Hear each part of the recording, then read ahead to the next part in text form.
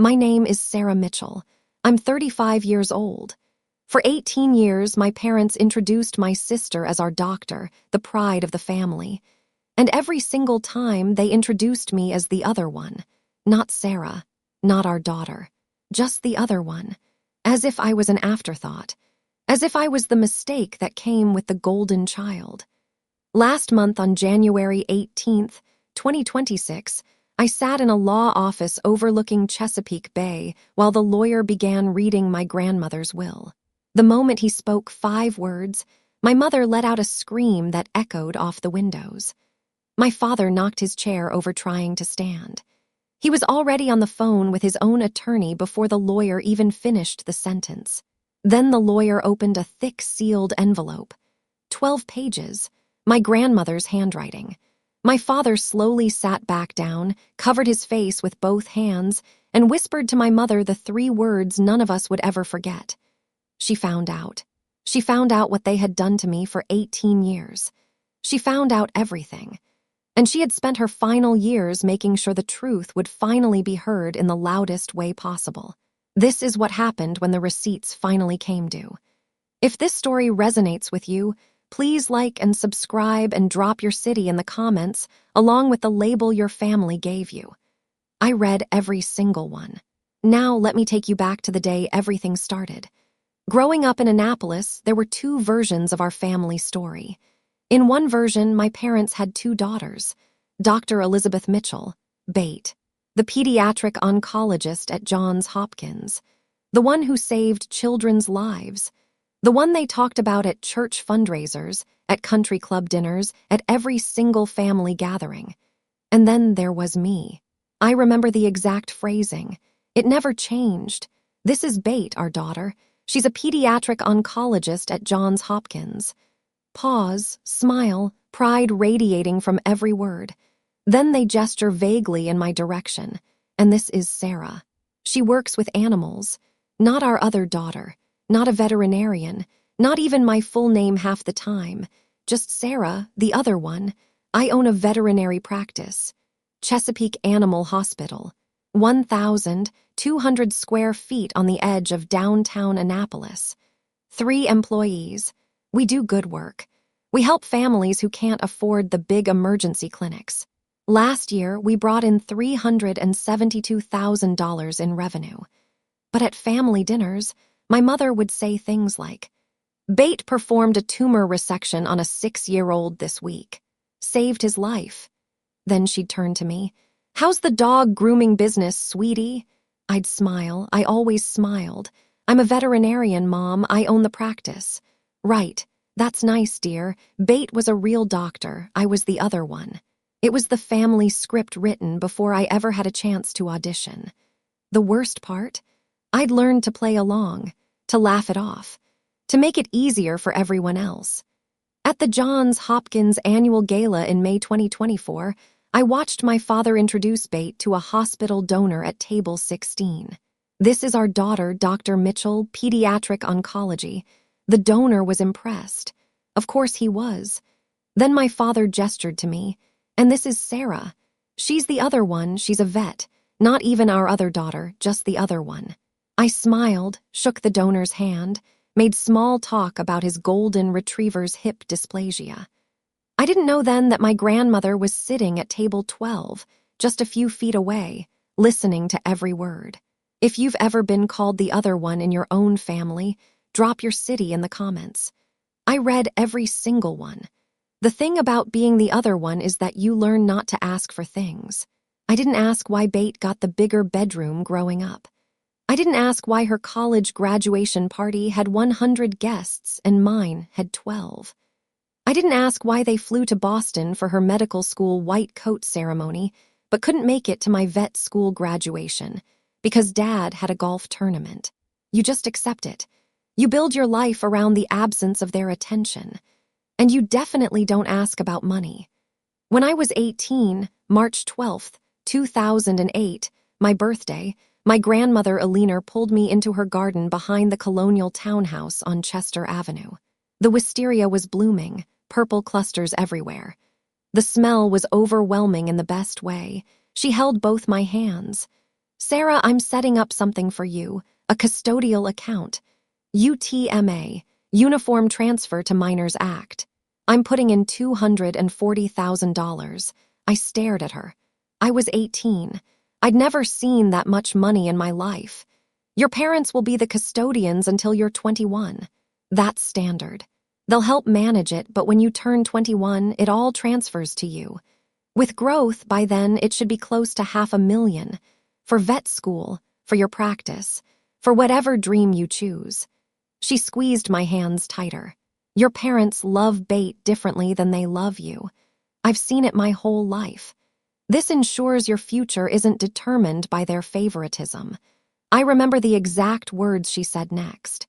Promise me you'll use it for something that makes you happy, not something that makes them proud. I promised. She opened the account that afternoon.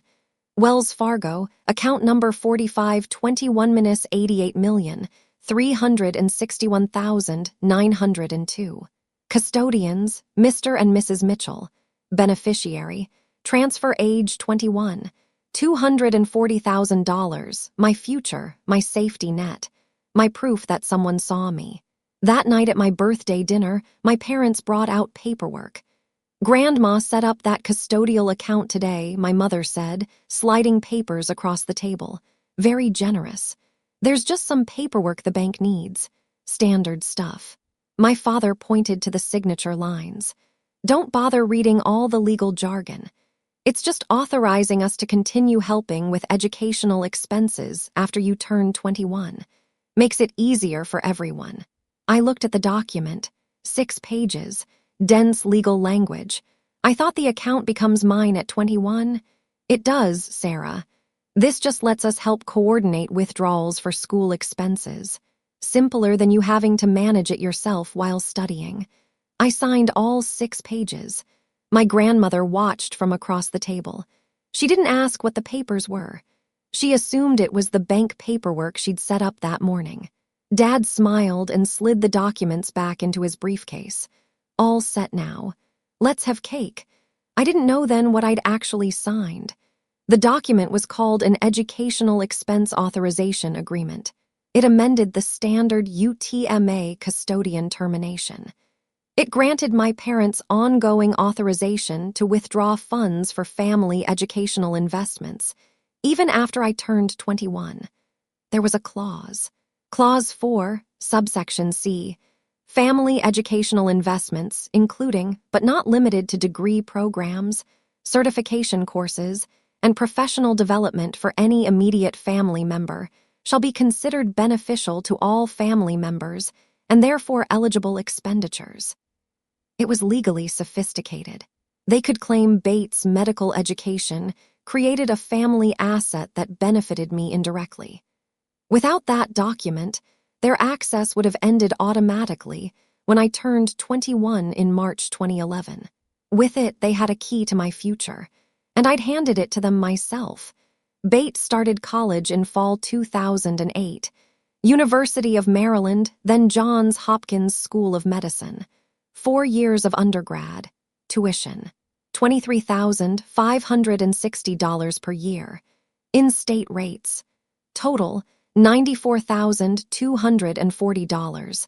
My parents paid every penny. Bate never took out a single loan. I remember her mentioning it casually over Thanksgiving dinner in 2010. I'm so lucky Mom and Dad saved for our education. I looked up from my mashed potatoes. They did. Yeah. They told me they set aside money years ago. They said you have yours too. I did have mine. I just didn't know they were spending it on her. I started vet school in 2009. 4 years. Tuition, books, living expenses. Total cost, $176,000. I took out student loans for every penny of it. Worked 2 part-time jobs, night shifts at the emergency vet clinic on West Street, weekends at the pet supply store on Main Street. I lived in a shared apartment with 3 roommates. Drove a 1998 Corolla that broke down every other month. I never asked my parents for help. I never even mentioned the trust fund my grandmother had set up. I wanted to prove I could do it myself. At Thanksgiving 2011, I was in my third year of vet school. I finally asked, "My loans are at $82,000. Can I access some of the trust fund Grandma set up?" My father didn't even look up from his plate. "That money needs to keep growing, Sarah. You're managing fine. Builds character. Character." That's what he called it. While they were forging my name on withdrawal forms for Bates' medical school apartment deposit. Bates started medical school in 2012. 4 years at Johns Hopkins. Tuition, $60,000 per year. Total, $240,000. They paid it all, every semester, every housing payment, every meal plan. Bate lived in a nice apartment near the hospital. Studied without worrying about money. Never worked a single shift while in school. At Christmas 2014, my mother said, "Bate is top of her class. We're so proud." We made sure she could focus on studying without financial stress. She looked at me. "You understand, right? Medical school is harder than your program was." I understood. I understood I was the other one. What I didn't understand was that every time they said our doctor, they meant it literally. She was built with my money. Bates' residency started in 2016. Pediatric oncology at Johns Hopkins. 3 years. Resident salary is barely livable. My parents helped out. They paid her rent, $2,100 a month for 3 years. That's $75,600. In 2017, they bought her a car. A Honda Accord, $28,000. Bate needs reliable transportation, my father said at Thanksgiving that year. Resident salary is nothing. I was still driving that 1998 Corolla. I drove a 20-year-old car through vet school, I said quietly. My father shrugged. You chose an easier path. Different needs. By 2019, the UTMA account my grandmother had set up, the account that should have been worth close to $1 million, had exactly $3,247 in it. Bates' education from 2008 to 2019 cost my parents exactly $0 out of pocket. The documented expenses alone, tuition, housing, the car, totaled over $437,000. But the withdrawals didn't stop there. The remaining amounts were funneled through miscellaneous family educational investments as defined by the authorization agreement. Study abroad programs, research stipends, conference fees, licensing costs, and a steady stream of living expense supplements throughout her residency years. Every dollar was authorized under Clause 4, subsection C. Every dollar was mine. In total, they had spent $886,800 of my inheritance. I didn't know any of this. I was too busy paying $2,100 a month on my student loans, every month for 8 years. I paid off the last of those loans in 2021, $176,000 plus interest, while my inheritance sat in an account I didn't even know I could access. I stopped asking about the trust fund after that conversation in 2011. I was busy building a life they'd never funded. I didn't know they were busy spending mine. On March 10th, 2019, my grandmother Alina had her annual financial review. She was 79 years old, meeting with her advisor at Raymond and Associates. She asked about my UTMA account. Casual question, just checking on her granddaughter's future. The advisor, Philip Raymond, pulled up the records. There was a long silence. Mrs. Mitchell, the UTMA custodial account transferred to Sarah's full control when she turned 21 in March 2011. That's standard. He paused. But the withdrawals, they didn't stop. My grandmother leaned forward. What do you mean they didn't stop? The account currently shows a balance of $3,247.18. She went very still. That's impossible. It should be close to $1 million by now. He turned his computer screen toward her. Since 2011, there have been 89 withdrawals totaling $886,800, all authorized as educational expenses for family benefit. all bearing Sarah's signature on the authorization forms. My grandmother asked to see the withdrawal slips. He printed them, every one of them. 89 withdrawals. March 2011 through January 2019. Every signature said Sarah Mitchell. Every single one was forged. My grandmother knew immediately. She'd watched me sign my name my entire life. But there was something else. I'd never known the account existed after I turned 21. They'd never told me it had transferred to my control. They just kept taking. Philip Raymond ran projections for her. $240,000 invested in March 2008. The 2009 to 2019 bull market was generous. Average annual return approximately 9.2%. By March 2019, that account should have been worth $890,000 to $920,000. $890,000. Almost $1 million. Gone. My grandmother sat in that conference room for a long time after the advisor left. Then she drove home to the house on Chester Avenue. She went into her garden, the same garden where she told me about the account 11 years earlier. She sat on the bench under the wisteria, and she cried.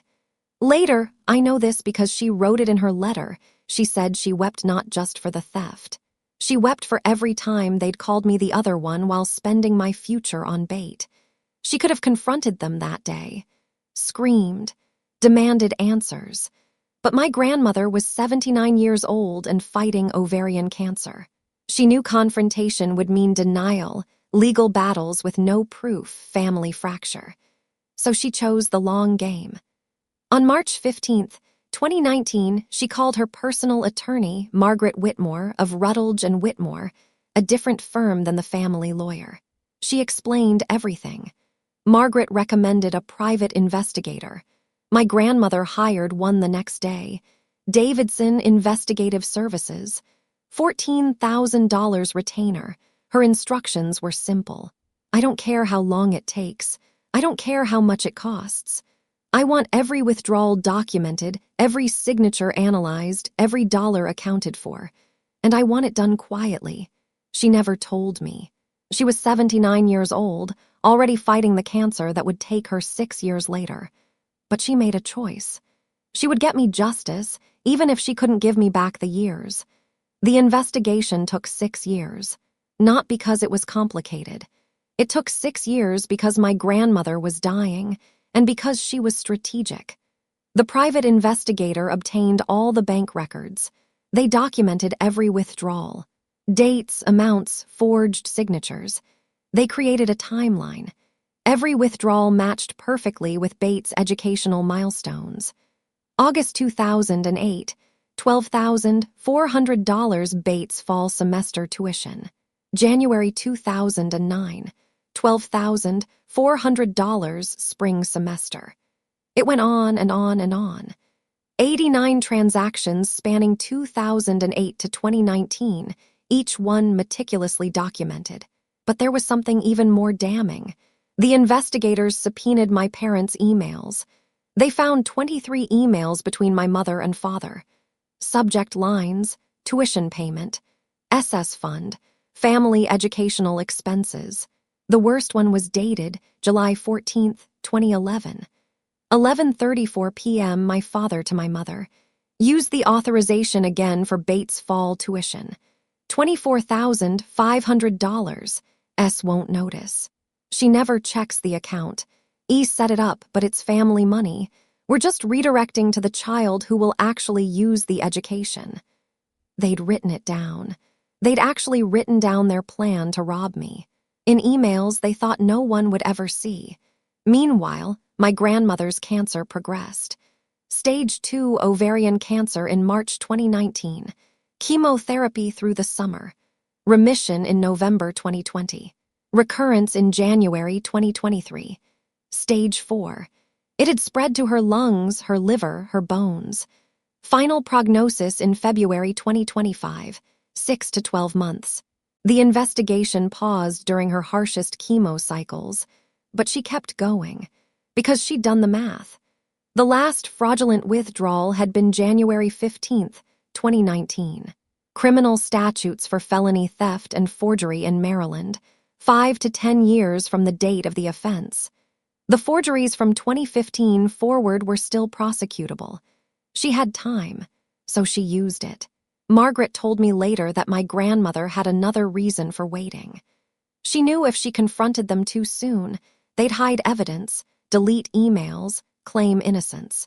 But if she waited, gathered everything, and made her death the trigger, they'd have nowhere to hide. The evidence would outlive them all. In August 2025, the private investigator delivered the final report. 127 pages. Every transaction, every forged signature, every email, every dollar. The executive summary was devastating. Total misappropriated funds, $886,800. 89 transactions, all unauthorized, all with forged beneficiary signatures. Estimated value had funds remained invested, $923,000. Conservative recovery demand, $890,000 principal plus $210,000 interest. Total, $1.1 million. The criminal exposure section was even worse. Felony theft, forgery, financial fraud. Each forged signature is a separate felony offense. 89 forgeries. The more recent ones, 2015 and later, still fully prosecutable. And there was a critical note about fraudulent concealment. My parents hadn't just stolen from me. They had actively hidden it for years. They told me the account was growing whenever I asked. They kept the account address as their own so I'd never receive any bank mail. They never told me the UTMA had transferred to my sole control in March 2011. Under Maryland's fraudulent concealment doctrine, the statute of limitations doesn't begin to run while the defendant is actively hiding the fraud. I had no way of discovering the theft until the will reading on January 18, 2026. That meant civil claims were still alive. The leverage was total. My grandmother called Margaret and said, "Draft the will. All of it goes to Sarah. And make sure they know, if they fight it, the criminal evidence goes to the DA. They'll have to choose between money and prison." In June 2025, 3 months before she died, my grandmother signed the final will. Margaret asked if she was certain. My grandmother said, "I've never been more certain of anything in my life." She also wrote a letter, 12 pages, by hand, blue ink. Her instructions to Margaret were explicit. The letter must be read aloud at the family meeting. No exceptions. She sealed it herself. The envelope marked, "To be read aloud." No exceptions. Witnessed by Margaret Whitmore and a notary public. My grandmother died on September 12, 2025. 4:22 in the morning. At home, hospice care. I was at her bedside, holding her hand. Her last words to me were strange at the time. "Sarah, I made sure you'll have what you deserve. Promise me you'll be strong." "I promise, Grandma." She squeezed my hand. "They'll be angry, but you'll understand why." Her voice was barely a whisper. "I love you. You were never the other one." She died 4 minutes later. I didn't understand what she meant. I thought it was morphine confusion. I kissed her forehead and whispered, "I love you too." I had no idea what was coming. The funeral was on September 16th. St. Anne's Episcopal Church, 200 people. It was beautiful, traditional, Southern. Bate delivered the eulogy. Grandma Aliner was the heart of this family. She taught us about education, perseverance, and unconditional love. She was so proud of what we've become. My parents sat in the front row, tissues in hand, nodding, grieving parents, loving son and daughter-in-law. Everyone assumed the estate would be divided fairly. No one suspected anything unusual. 2 weeks later, Margaret Whitmore called me. October 2nd. 3:15 p.m. Miss Mitchell, this is Margaret Whitmore from Rutledge and Whitmore. I'm handling your grandmother's estate. Probate has been filed and is proceeding normally. That process takes months. However, Mrs. Mitchell left very specific instructions that I convene an informal family meeting before the formal estate settlement. She wanted certain information shared with the family together in person. What kind of information? I asked. Her testamentary intentions and some background material she wanted the family to understand. It's not a formal proceeding. You won't receive any assets at this meeting. But she was very clear that this meeting happened exactly as she specified. There was a pause. I've scheduled it for Monday, January 18th, 10 o'clock a.m. at our King Street office. Your parents, your sister, and several other relatives have been notified. Another pause, longer this time. I'd recommend you arrive a few minutes early, Miss Mitchell. I hung up the phone. January 18th, an informal meeting before probate closed. That meant Grandma had planned something that couldn't wait for the formal legal process. Something she wanted them to hear while the shock was fresh. I had no idea that meeting would split my family in half. January 18th, 2026. 10:03 M. Rutledge and Whitmore, 156 King Street, Suite 400. Conference Room 4 billion. Mahogany table. Floor-to-ceiling windows overlooking Chesapeake Bay. You could see the Bay Bridge in the distance. 8 of us were there. My parents, Bate, Uncle Ross, Aunt Jean, Aunt Patricia, 2 attorneys, a notary public. Manila folders in front of Margaret. Labeled, Mitchell Estate Confidential. My mother smiled nervously at me as I sat down.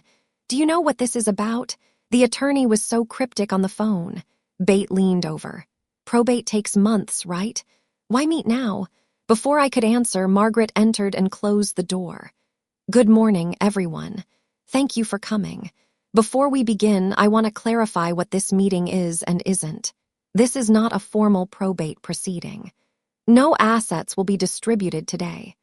However, Mrs. Alina Mitchell left explicit instructions that I convene this meeting to share her testamentary intentions and certain information she wanted you all to hear together, in person, before the estate settles.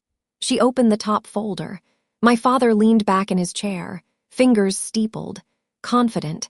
My mother smiled slightly, nervous, but assuming this was standard family business. They thought this was about logistics, timelines, maybe small bequests. They had no idea those manila folders held 17 years of evidence. Margaret began reading. Mrs. Mitchell's estate is valued at approximately $2.55 million. The colonial townhouse at 84 Chester Avenue, $1.85 million. The beach house on Fenwick Island, $510,000. Liquid assets, approximately $190,000. Everyone leaned forward. My father's smile widened just slightly. If it was split between Bate and me, that was over $1 million each. Maybe more to Bate, she was the doctor, after all. Margaret continued. Smaller bequests first. $25,000 to St. Anne's Episcopal Church. $10,000 each to Ross Mitchell, Jean Morrison, and Patricia Caldwell. The aunts and uncle nodded, grateful. Then Margaret looked directly at me. Mrs. Mitchell's testamentary intentions for the remainder of the estate are as follows. She paused. I leave the entirety of my remaining estate to my granddaughter, Sarah Marie Mitchell. The room went completely silent. Then my mother gasped. What? Margaret kept reading. Everything goes to the other one. My mother stood up so fast her chair fell backward. That's not, there must be a mistake. Mother would never, my father was already on his phone, dialing. His hands were shaking. I need you at Rutledge and Whitmore immediately. My mother's will, it's insane. We're contesting. Bate was staring at me. Wait, Sarah gets everything. Margaret's voice cut through the chaos. Mr. Mitchell, I'd recommend you hear the letter before you make that call. My father looked up. What letter? Your mother left a handwritten letter explaining her decision. 12 pages. She requested it be read aloud at this meeting. She held up a thick sealed envelope. Would you like to stay and hear it? Or would you prefer to leave and contest blind? My father ended his call mid-sentence. He sat down slowly. stared at that envelope like it was a bomb. My mother was crying, and Margaret Whitmore broke the seal.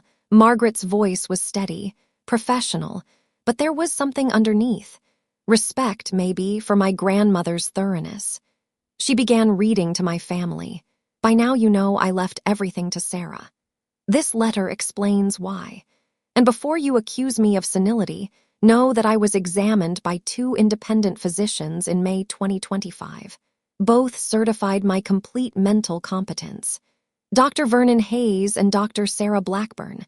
Both confirmed testamentary capacity. My father's face was turning gray. I am writing this in sound mind and broken heart. What I discovered about how you treated Sarah, how you stole from her, has haunted my final years. But it also gave me purpose. I spent 6 years building a case, and now you'll hear the truth. My mother whispered, "Oh, God." On March 10th, 2019, I learned you'd stolen Sarah's entire future. $886,800. Forged her signature 89 times over 11 years. Funded Bates' education, every penny of it, with Sarah's trust fund. Bates' face went white. What? While Sarah worked night shifts and took out $176,000 in loans, you were spending her inheritance on the child you loved more. The room was completely silent except for Margaret's voice. I hired a private investigator, Davidson Investigative Services, for 6 years. They documented everything. Every forged signature, every dollar you stole, every email where you discussed managing Sarah's fund for family priorities. My father had stopped moving entirely. Margaret read an email excerpt. July 14th, 2011. Quote, "Use the authorization again for Bates Fall tuition. $24,500. S won't notice. She never checks the account." Bate made a sound, something between a gasp and a sob. Margaret kept reading. The report is 127 pages. I have copies. My attorney has copies. And if you contest this will, those copies go to the Anne Arundel County District Attorney's office. Now my father understood. His face wasn't gray anymore. It was white, because this wasn't just about the inheritance. It was about prison. Margaret turned another page. This section was more personal. My grandmother's voice through the lawyer's reading. I watched you introduce them again and again. "This is our doctor," said with such pride. "This is Sarah," said with such nothing. At my 80th birthday party, someone asked who Sarah was. Your wife said, "Oh, that's the other one, she's a vet." Not even our other daughter. The other one, like she was optional. I felt tears on my face. I hadn't known my grandmother had heard that. I thought I was the only one who felt erased. But she'd been watching, cataloging every slight, building a case not just of theft but of erasure. She turned to the final pages. My grandmother's voice changed here, became softer, more direct. "Sarah, my darling girl, you were never the other one. You were my first thought every morning during these last years, watching you build a life they never funded, a practice they never respected, a strength they never acknowledged. That was my pride. My vision blurred. This estate is yours, not as charity, as restitution. What they stole from you was money. What I'm giving back to you is proof that someone saw, someone knew, someone loved you exactly as you were." Margaret read the last line. "Sarah, you were never the other one. You were always my first choice. And now, finally, you'll have proof." She closed the letter. No one moved. My father's face was gray. My mother was crying. Bate was staring at me like she'd never seen me before. And I sat there, completely still, finally understanding. Grandma had seen everything. The next 3 weeks were chaos. Within 6 hours of the meeting, my parents started calling. The first text came at 6:15 p.m. "Dad, we need to talk. This is a family matter. Don't let your grandmother's bitterness destroy us." "Mom, 9:22 p.m. How can you do this to your sister?" She had no idea where the money came from. "Dad, next morning, 7:03 a.m. Our attorney says we have grounds to contest. Don't make us do this publicly." I blocked them after the 47th message. 47 attempts to control the narrative. Not once did they say, "We're sorry we stole from you." Bate called separately. She left 4 voicemails. The first one, January 19th. "Sarah, it's me. I didn't know. I swear to God, I didn't know. They told me it was their savings. I never questioned it. Sarah, you had student loans and I had everything paid and I didn't even think to ask why. I don't know what to do. I don't know how to make this right. Call me, please." I listened to all 4 voicemails. I believed her. She didn't know. But that almost made it worse. She'd been loved so completely, she never had to question where the money came from. That's what golden child means. You don't even see the theft. On January 25th, my parents' attorneys sent a formal letter. "James Morrison, Morrison and Caldwell. Our clients intend to file contest on grounds that Mrs. Alina Mitchell was subjected to undue influence. Furthermore, any allegations of financial impropriety are time-barred and without merit." Margaret responded 2 days later. 8 pages. I'll summarize. Point 1, testamentary capacity. 2 independent physicians certified grandma's mental competence in May 2025. Contest on competency grounds would fail. Point 2, undue influence. Grandma's plan was developed independently starting in 2019, 6 years before her death. I didn't even know about it until January 18th. Point 3, statute of limitations. This section was devastating. Last unauthorized withdrawal, January 15th, 2019. Civil statute as calculated from discovery date, expired March 10th, 2022. But then came the hammer. However, Maryland's fraudulent concealment doctrine suspends the statute of limitations for as long as the defendant actively hides the fraud from the plaintiff. Your clients redirected all account correspondence to their own address. They actively told Sarah the account was growing whenever she inquired. They never disclosed that the UTMA custodianship terminated in her favor in March 2011. Sarah Mitchell had no reasonable means of discovering the fraud until January 18th, 2026.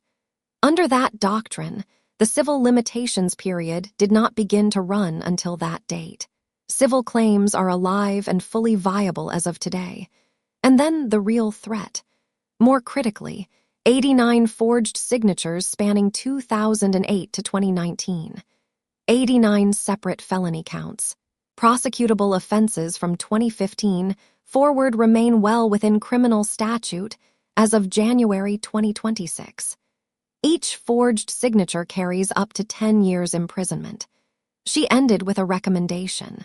Any contest of this will necessitates full disclosure of evidence in probate court, which becomes public record. Additionally, contest will trigger referral of evidence to the Anne Arundel County District Attorney's Office. 3 days later, their attorney called Margaret. The call lasted 11 minutes. 2 days after that, he called again. 7 minutes. He never filed the contest, because he'd done the math. The civil claims were alive. The criminal statute hadn't run, and that was all the leverage we needed. On February 3rd, I made a decision. I wanted to look at them. I wanted them to see my face when they realized I knew everything. And I wanted it documented. I called Margaret. I want a face-to-face meeting with witnesses, legal documentation. I want them to choose, pay restitution or face criminal charges. We set the date for February 8th. Saturday, 6:00 p.m., I sent one text to my father. Family dinner. February 8th, 6:00 p.m., your house. Come alone. Bring Mom. Bate can come if she wants the truth. He replied in 4 minutes. We'll be there. February 8th, 2026. 6:00 p.m., my parents' house on Sycamore Street. I hadn't been there since Christmas 2024.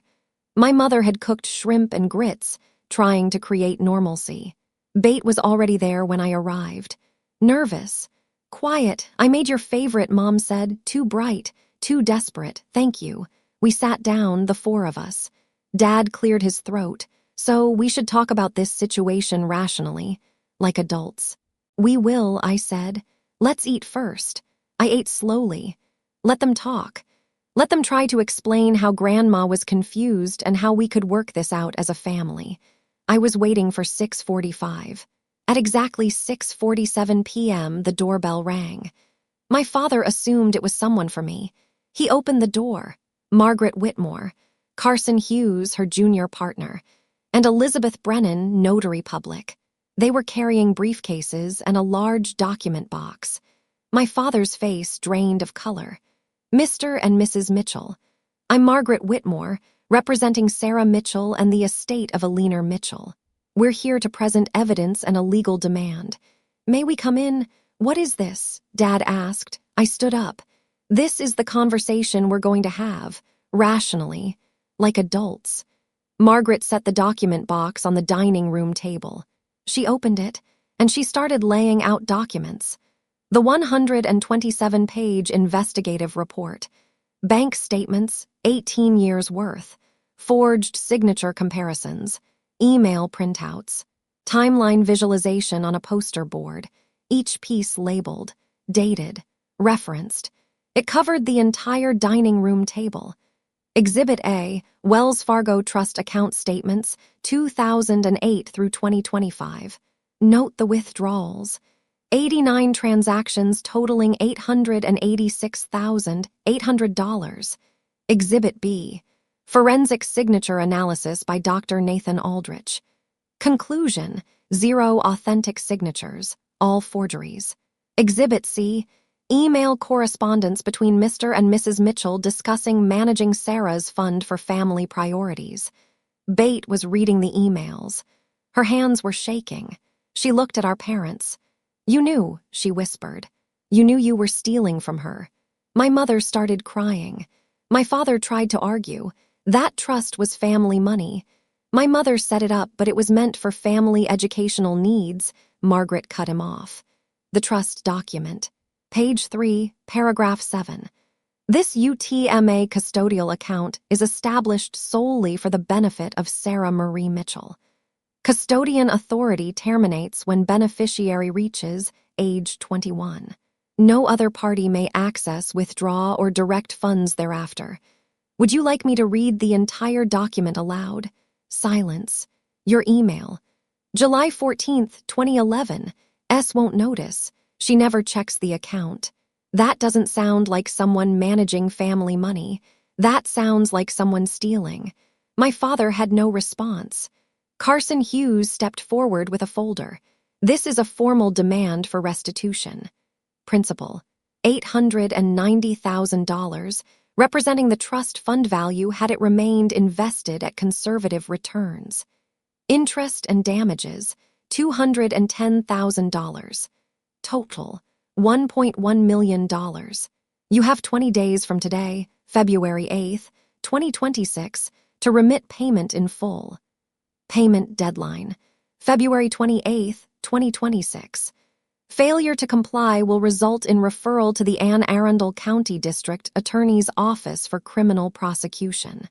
Each count carries up to 10 years imprisonment. My father looked at the number. $1.1 million or prison. Bates spoke. Her voice was shaking. I didn't know. I swear to God, Sarah, I didn't know any of this. You told me you'd saved for my education. You told me it was money you'd set aside for years. I never questioned it because parents save for their kids' college. That's normal. Her voice broke. I would have taken the loans. I would have worked through med school like half my classmates did. I never asked you to do this. And I sure as hell never asked you to steal from my sister to do it. Let me pay you, she said, looking at me. My salary.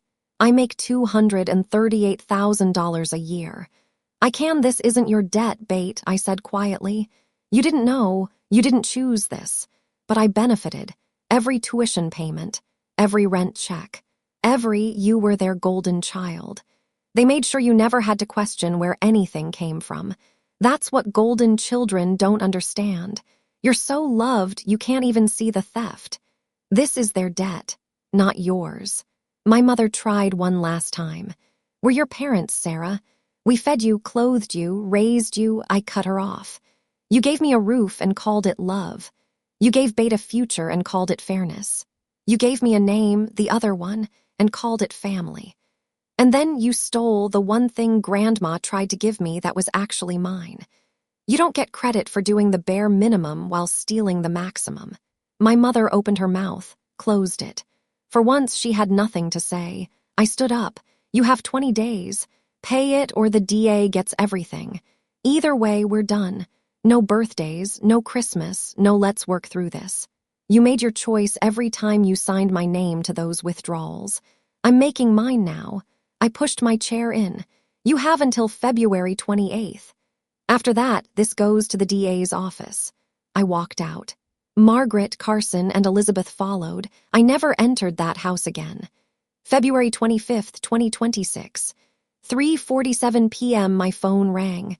Margaret, Sarah, the wire came through. Full amount. $1.1 million received at 3:47 this afternoon. 3 days before the deadline. Did they send anything with the payment? A letter? A note? Just the wire transfer and a one-line email from their attorney. Payment remitted in full. Matter considered closed. I was quiet for a long time. They paid $1.1 million, but they couldn't write 3 words, "We are sorry." That told me everything I needed to know. They'd rather lose their retirement, mortgage their house, and destroy their financial future than admit they were wrong. That's not regret. That's self-preservation. And it's exactly why I was done. Bait reached out in the weeks after the payment. Texts. Short, tentative, "I'm thinking about you. Can we talk? I need to understand what happened." On February 18th, I agreed to meet her for coffee. Harkin Coffee on Spring Street. 2:00 p.m. It was awkward. We sat across from each other with our lattes and neither of us knew how to start. Finally, Bait said, "I keep thinking about all the times I didn't ask why you had loans and I didn't. I should have asked. You were 20 years old. They told you it was savings. You believed them because children believe their parents. I want to make this right somehow. You can't, but maybe we can start from here, from the truth." We met again on February 26th. Same coffee shop. It's still awkward. We're not close. Maybe we never will be again, but we're trying. And that's more than I can say for the people who raised us. I used the money the way Grandma wanted. In late February, I announced plans to expand Chesapeake Animal Hospital. 2 new locations, North Annapolis and Parole. Both will offer sliding scale fees. No family should have to choose between paying rent and saving their dog. Construction starts in the spring. I kept the colonial townhouse on Chester Avenue, the one where Grandma told me about the trust fund in her garden. I moved in. I listed the Fenwick Island beach house for sale. It sold in March for $540,000. I also established the Alina Mitchell Memorial Fund. $150,000 endowment. Annual scholarships for veterinary students from families who can't, or won't, support them. The application requires an essay. Prompt. Describe a time you were called the other one and explain how it shaped your path to veterinary medicine.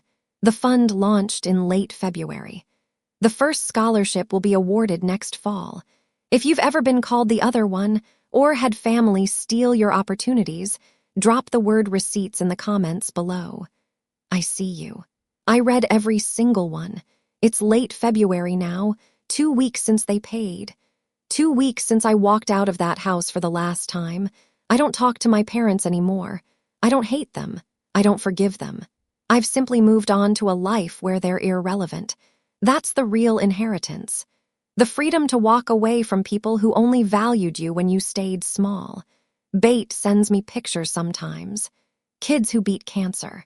Families celebrating remission. I send her pictures of the dogs and cats I save. The families who cry with relief when I tell them their pet will be okay. We're both doctors. We both heal. She just had an easier path to hers.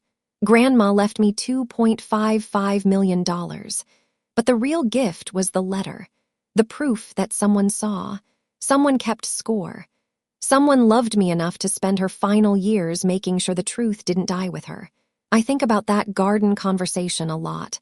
March 12th, 2008. My 18th birthday. Wisteria blooming. Grandma holding my hands. Promise me you'll use it for something that makes you happy, not something that makes them proud. I'm keeping that promise now. I'm a veterinarian. I own my own practice. I'm expanding to serve families who need help. I work with animals because I love it, because I'm good at it, because it makes me happy, not because it made them proud. They called her our doctor. They called me the other one. They stole the money. They stole the opportunity. But they could never steal who I was. I became a doctor anyway, just not the kind they wanted. And that, in the end, was the greatest inheritance of all. If your family ever made you feel like the other one, tell me your story in the comments. What would you have done if you discovered what I discovered? Drop receipts or the other one below. I read every single comment.